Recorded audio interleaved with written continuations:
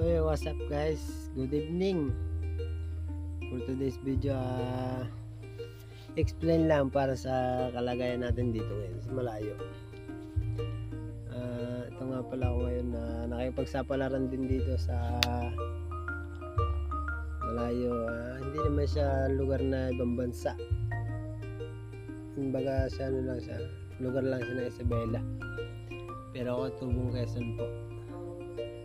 Siyempre ganito talaga, kaya tayo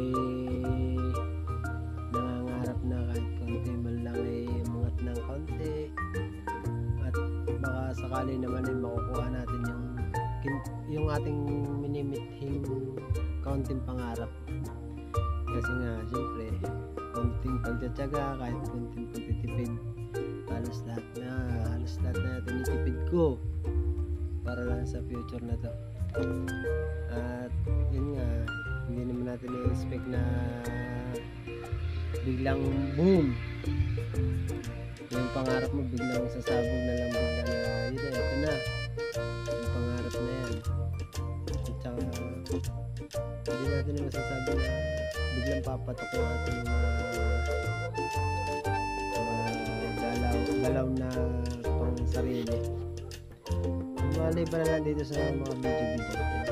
Ayun nga, nabanggit ko na rin, hindi na rin tayo magbabanggit yung mga masasabi natin na biglang boom.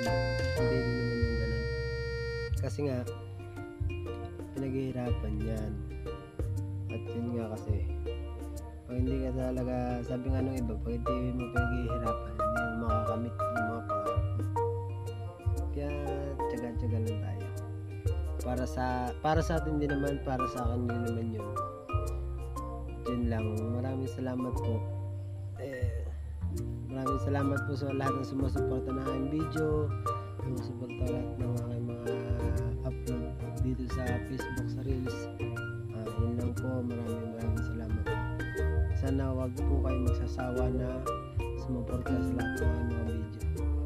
Maraming salamat po.